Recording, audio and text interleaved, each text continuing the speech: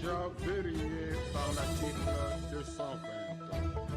Et pourtant, cet article représente un véritable rempart contre la dictature et la privatisation de l'État.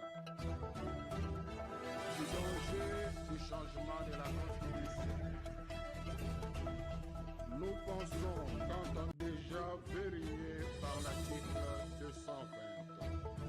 Et pourtant, cet article représente un véritable rempart contre la dictature et la privatisation de l'État. Du danger du changement de la Constitution. L'Union sacrée en crise de légitimité, le professeur André Mbata, une convocation d'une réunion extraordinaire des cadres de cette coalition. L'invitation lancée par le deuxième vice-président de l'Assemblée nationale, Christophe Mbosso. André Mbata déclare que seul le président Félix-Antoine Tshisekedi Tshilombo peut convoquer les instances de cette plateforme politique. Et puis, lancement ce lundi 22 juin 2026 au lycée de Déléé de la 59e édition des examens d'État et du jury national du cycle court. C'est la ministre d'État en charge de l'éducation nationale, Raïssa Mal, qui a présidé la cérémonie. Vous aurez les détails dans cette édition du journal. Voilà tout pour les titres. Encore une fois, bienvenue à cette édition du journal. Mais tout d'abord, le président de la République démocratique du Congo, Félix-Antoine Tshisekedi Tshilombo, a accueilli ce lundi 2 juin à Kinshasa son homologue burundais, Évariste Ndayishimiye. Cette rencontre vise à consolider les relations bilatérales entre la République démocratique du Congo et le Burundi, avec au centre des échanges les enjeux sécuritaires, la lutte contre l'épidémie d'Ebola, ainsi que les priorités de la présidence burundaise à l'Union africaine. Regardez. Le président de la République du Burundi et président en exercice de l'Union africaine, Évariste Ndayishimiye, est attendu ce lundi à Kinshasa pour une visite d'État de 48 heures à l'invitation de son homologue congolais, Félix-Antoine Tshisekedi. Selon la présidence congolaise, cette visite illustre la solidité des relations historiques et stratégique entre la République démocratique du Congo et le Burundi. À son arrivée à l'aéroport international d'Njili, le chef de l'État burundais sera accueilli par le président Tshisekedi avant une série d'échanges à la Cité de l'Union africaine, suivie d'une conférence de presse conjointe. Les discussions porteront principalement sur la situation sécuritaire dans l'est de la RDC ainsi que sur la lutte contre l'épidémie d'Ebola. Cette visite intervient alors qu'Évariste Ndayishimiye assure la présidence tournante de l'Union africaine. Alliés stratégiques dans la région des Grands Lacs, la RDC et le Burundi sont liés par un accord de défense signé en mars 2023. Dans le cadre de cette coopération, plusieurs milliers de militaires burundais sont déployés dans l'est de la RDC pour appuyer les FRDC dans les opérations contre les groupes armés et contribuer à la sécurisation de la frontière commune. Les deux pays réaffirment ainsi leur engagement commun en faveur de la stabilité, de la sécurité et de la paix durable dans la région. Et dans un autre registre, le débat autour d'une éventuelle révision de la Constitution continue de diviser la classe politique et les acteurs sociaux en République démocratique du Congo, après la récente prise de position de la Conférence épiscopale nationale du Congo contre toute réforme constitutionnelle. Dans le contexte actuel, plusieurs responsables politiques proches de la majorité présidentielle ont vivement réagi, accusant l'Église catholique de s'écarter de sa mission spirituelle pour s'engager dans le champ politique. Ample détail dans ce récit. La question d'un éventuel changement ou d'une révision de la Constitution demeure au centre du débat politique en République démocratique du Congo. Alors que la SENCO a récemment exprimé ses réserves quant à l'opportunité d'une telle démarche, les réactions se multiplient au sein de la majorité présidentielle, accentuant les divergences autour de ces dossiers sensibles. Dans une déclaration rendue publique ce dernier jour, la SENCO a mis en garde contre les risques liés à une réforme constitutionnelle dans le contexte actuel, estimant que les priorités du pays demeurent la paix, la sécurité et la cohésion nationale. Cette position a suscité des vives réactions dans le rang de l'Union sacrée. Parallèlement, l'archidiocèse de Kinshasa a dénoncé l'occupation non autorisée d'un espace situé devant l'archevêché par des militants se réclamant de la Force du Progrès, une structure proche de l'UDPS. Selon un communiqué de la chancellerie, les personnes concernées auraient installé des emblèmes du parti présidentiel et tenu des propos jugés hostiles à l'endroit des autorités ecclésiastiques, avant l'intervention de forces de l'ordre. Sur le plan politique, plusieurs figures de la majorité ont contesté les prises de position de l'Église catholique. C'est notamment le cas du sénateur Jean Tshisekedi Kabasele, qui estime que la SENCO a manqué l'occasion d'adopter une approche plus rassembleuse dans ces débats. Selon lui, les déclarations de la hiérarchie catholique traduisent un positionnement qui dépasse les cadres religieux et s'inscrit davantage dans les débats politiques nationaux. Les parlementaires considèrent que certaines prises de position de l'institution ecclésiastique contribuent à accentuer les clivages au lieu de favoriser l'apaisement. D'autres acteurs proches de la majorité estiment également que les responsables de l'Église catholique cherchent à peser sur les orientations politiques du pays. Ils rappellent que la RDC est un État laïque où les droits institutionnels relèvent avant tout des mécanismes prévus par la Constitution et de la volonté populaire. De leur côté, les responsables de la SENCO continuent de défendre leur droit d'intervenir sur les questions touchant à la gouvernance, à la démocratie et à l'avenir du pays, au nom de leur mission pastorale et citoyenne. Cette nouvelle séquence illustre la polarisation croissante du débat autour de la Constitution. Entre partisans d'une réforme institutionnelle et défenseurs du statu quo constitutionnel, les positions restent profondément divergentes, tandis que les appels au dialogue et à l'apaisement se multiplient pour éviter une escalade des tensions politiques. Et je vous le disais en titre, crise de légitimité au sein de la majorité présidentielle. Le secrétaire permanent de l'Union sacrée de la Nation, le professeur André Mbata, a désavoué ce lundi la convocation d'une réunion extraordinaire des cadres de la coalition lancée par le deuxième vice-président de l'Assemblée nationale, Christophe Mbosso. Il dénonce une structure fantôme et rappelle que seule la haute autorité politique, le président Félix Antoine Tshisekedi Tshilombo, est habilité à convoquer les instances de l'Union sacrée. Cette querelle interne intervient alors que le débat sur le changement constitutionnel divise la majorité. Jean Bayo. Qui a le droit de convoquer les cadres de l'Union sacrée de la Nation? Ce lundi, Christophe Mbosso, deuxième vice-président de l'Assemblée nationale, a signé une convocation au nom d'une coordination de l'Union sacrée pour une réunion d'urgence au Fleuve Congo Hotel. Quelques heures plus tard, le secrétaire permanent de l'Union sacrée de la Nation, le professeur André Mbata, torpille l'initiative.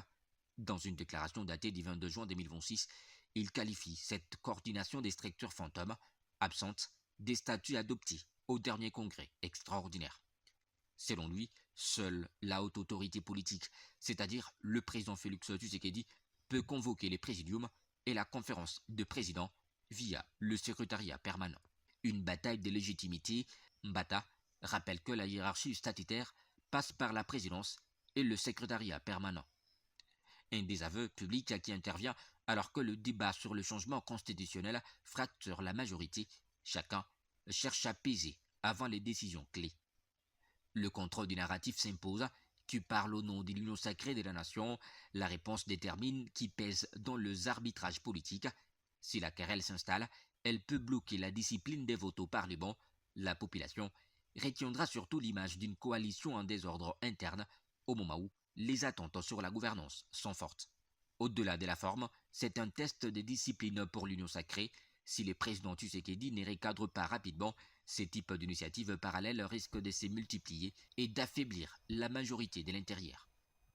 Poursuivons ce journal avec l'éducation. Le lycée Twendele de Lubumbashi a servi de cadre ce lundi 22 juin 2026 au lancement officiel de la 59e édition de l'examen d'État et du jury national du cycle court. C'est la ministre d'État en charge de l'éducation nationale et nouvelle citoyenneté en RDC, Raïssa Malou, qui a donné le coup d'envoi en présence de l'honorable questeur de l'Assemblée provinciale du Haut-Katanga, Ahmed Moukouna Chaoumba, représentant le président de cet organe délibérant, l'honorable Kabomamba Michel. La ministre d'État en charge de l'éducation nationale et nouvelle citoyenneté en République démocratique du Congo a procédé au lancement officiel ce lundi 22 juin 2026 à Lubumbashi, dans la province du Haut-Katanga, de la 59e édition de la session ordinaire de l'examen d'État et du jury national du cycle court. C'est au lycée Twendele qu'a été choisi pour la traditionnelle cérémonie de lancement des examens d'État en présence de plusieurs autorités politico-administratives et éducationnelles de la province du Haut-Katanga, dont l'honorable questeur Mukuna Chaumba Ahmed, représentant de l'honorable président Kabwe Mwamba Michel, qui était accompagné de quelques honorables députés provinciaux, c'est notamment Eugénie Chami Boukassa et Benatar Chilufia Matilda, le ministre provincial de l'éducation Max Pande Kisimba, ainsi que le maire de la ville de Lubumbashi, Joyce Tunda Kazadi Chansa. Dans son allocution, Raissa Malou a insisté sur la nécessité de préserver la crédibilité du diplôme d'État en rappelant que aucune fraude, aucune complaisance et aucun trafic d'influence ne peuvent être tolérés. Elle a également encouragé les candidats à compter sur leur travail et leurs compétences avant de déclarer ouverte la 59e édition des examens d'État en République démocratique du Congo. Chers candidates, chers candidats, aujourd'hui l'acteur principal c'est vous. Ces épreuves sont organisées pour reconnaître votre travail et mesurer ce que vous avez appris. Abordez-les avec calme, sérieux, concentration et confiance. Ne vous laissez détourner ni par la peur, ni par les rumeurs, ni par ceux qui promettent la réussite en dehors de l'effort et des règles. Votre diplôme n'est pas une simple pièce administrative. Il est un point de départ vers de nouvelles responsabilités. À toutes et à tous, je souhaite plein succès. Nous sommes l'éducation nationale. Nous préparons l'avenir de nos enfants. Nous construisons la nation. Je vous remercie. Juste après, les autorités se sont rendues dans différents centres d'examen d'État de Lubumbashi pour constater le déroulement de ces épreuves. Accompagnée de l'honorable questeur Mukuna Chaumba Ahmed, la ministre nationale de l'Éducation Raissa Malou a visité le Centre national de correction des épreuves des examens. Ensemble, ils ont inauguré ce nouveau bâtiment pour permettre une correction plus rapide des copies. Ils ont également visité les différents bureaux d'installation.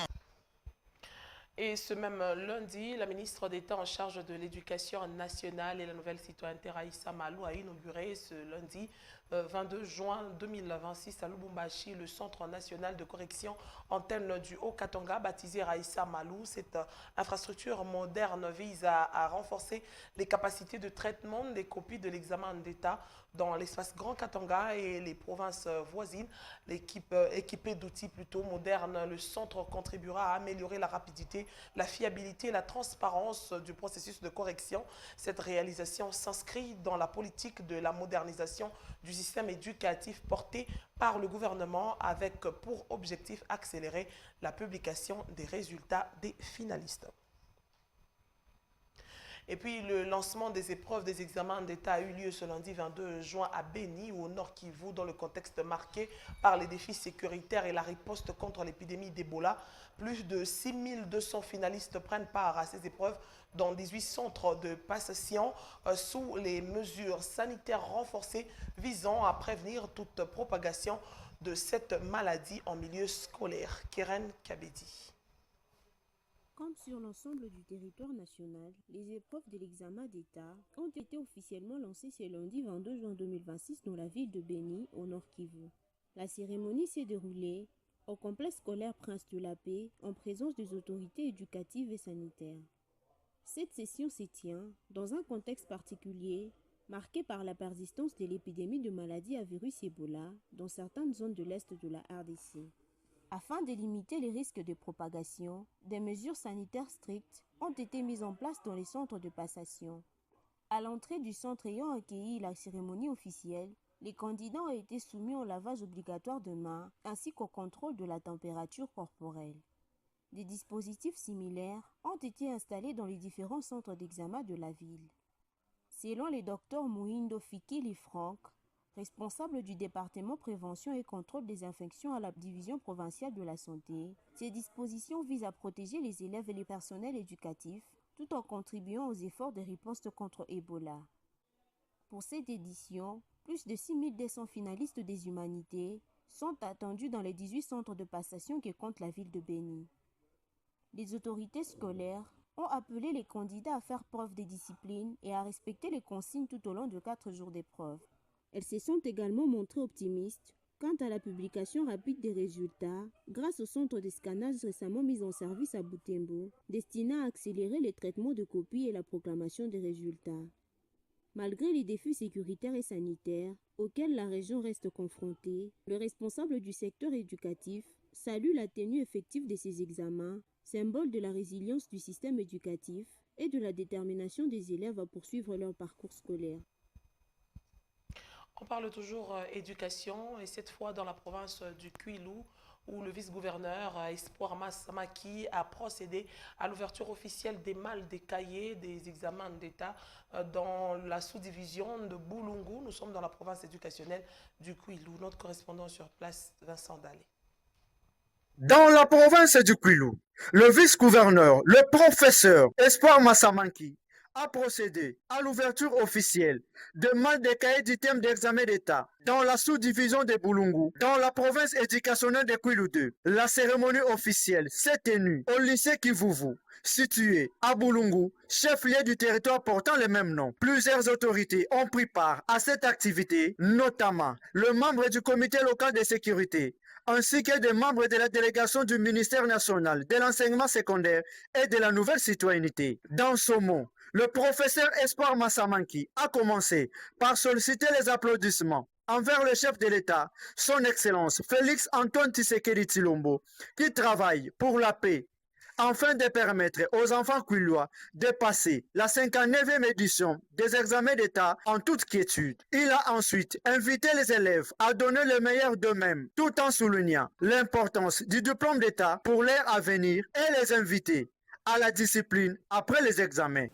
Nous avons sensibilisé les enfants, les invitant à plus de responsabilités en leur rappelant que les diplômes d'État, c'est un diplôme très important pour l'avenir des enfants dans notre système éducatif. Nous avons insisté sur le fait que ces enfants doivent rester disciplinés pendant les 4 jours de la session, mais également à la fin de la session, garder la même discipline pour éviter de se livrer aux actes de la débauche, aux pratiques qui ne sont pas favorables à notre moralité.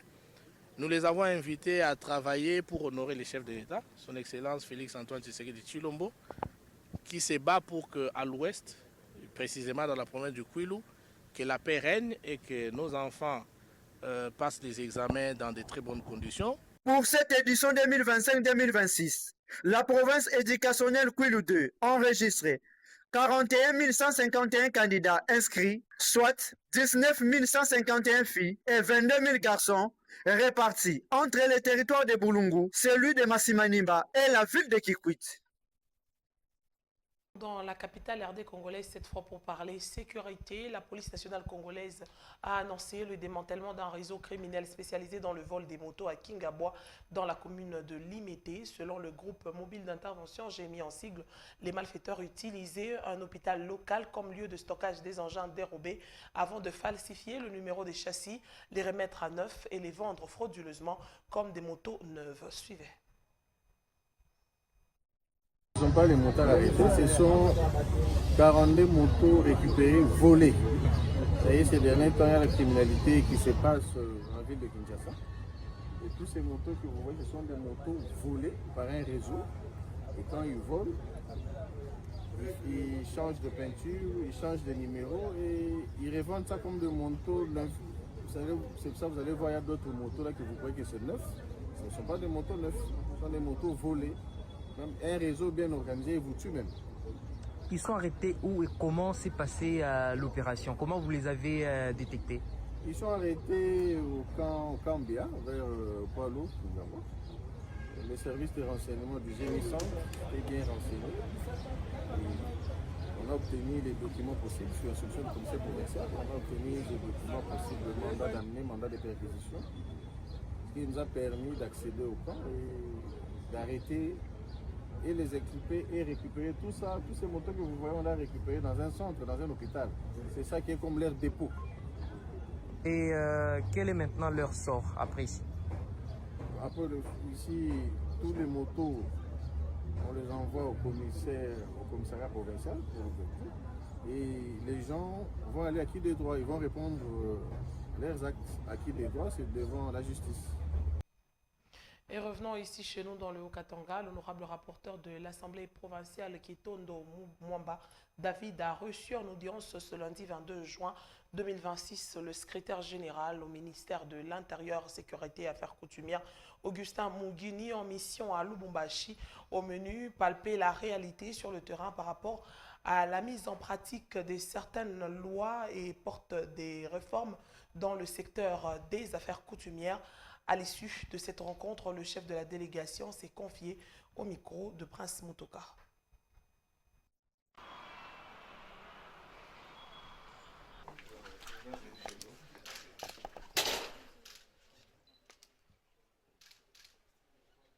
Notre mission consiste à palper la réalité du terrain par rapport aux différentes lois qui régissent les secteurs des affaires coutumières, comment ces lois sont appliquées sur le terrain, et puis vérifier est-ce qu'il y a des écueils qui bloquent que ces lois soient appliquées ou il n'y a pas des écueils. Échanger un peu avec les exécutifs provinciaux, de la même façon avec les assemblées provinciales, pour voir un peu s'il y a possibilité d'apporter des réformes dans les secteurs des affaires coutumières. Raison pour laquelle nous sommes venus voir l'honorable président qui est en déplacement et nous avons été reçus par les rapporteurs pour échanger autour de cette question. Nous avons échangé, il nous a dit qu'il va tenir compte de certains problèmes qui hier n'étaient pas pris en compte. Et ce journal, c'est aussi le sport avec le tout-puissant Mazembe Anglebert qui a remporté la 31e édition du championnat national l'Inafoot Ligue 1 ce samedi 20 juin dans son temple de Kamalondo après sa brillante victoire de 2-0 face au FC Céleste de Mbandaka. Ce succès au bout de la 14e journée a permis aux Corbeaux de totaliser 30 points et un de plus que leur poursuivant. Et le FC Aigle du Congo retour sur ce sacre avec Jean-Claude Sefou. Ce n'était pas un samedi ordinaire à Kamalondo. Déjà avant les coups d'envoi, la chaleur du titre regagnait peu à peu un stade climatisé tout au long de la saison, avec l'absence de leur équipe phare en compétition africaine, une première depuis 2003. Forcément, il y avait du goût de la revanche. Pour pimenter cette dernière journée des playoffs, un peu plus tôt, le FC Les Aigles du Congo, détenteur du trophée, venait de gagner Don Bosco. Une victoire qui plaçait Aigle en tête avec 29 points. Face à Céleste, les TP n'avaient pas de chemin à faire, mais un seul, la victoire pourrait prendre le trône. Dans un stade sonacreux, suite au huis clos décrété, les hommes de Slimane Rao démarrent les matchs en vitesse qu'on veut. En face, Céleste, avec 0 victoire en 13 matchs, voulait boucler sa saison par les honneurs. Mais l'intensité des Corbeaux sera telle qu'il sera difficile de les arrêter. Sur la frappe de Bingi Bello, l'arbitre sanctionne une main dans la sphère de réparation et penalty. Sans se faire prier, le portier sénégalais s'est fait justice pour placer les siens devant. Subite sur penalty pour Marc Diouf, du tout-puissant Mazembe. Au retour, le même menu, un Mazembe impatient de reprendre son trône et Céleste en manque des occasions. Entré sur la blessure de Mongoul dès le premier acte, Paverdi Bongeli, lancé comme une sorte de fusée, va marquer le deuxième but. Mazembe fait le break. Bongeli marque son 17e but de la saison, ce qui en fait le meilleur buteur de cette saison du club. Le score sera de 2-0, suffisant pour les TP Mazembe de signer son retour en Afrique et sur son trône avec un 16e titre en 20 ans. Au cours d'une saison en toute maîtrise, meilleure défense, meilleure attaque en phase classique et en phase de play-off. Au classement final, l'addition est telle que Mazembe a 30 points, le FC Les Aigles du Congo 29, Maniema qui complète les tableaux africains compte 23 points.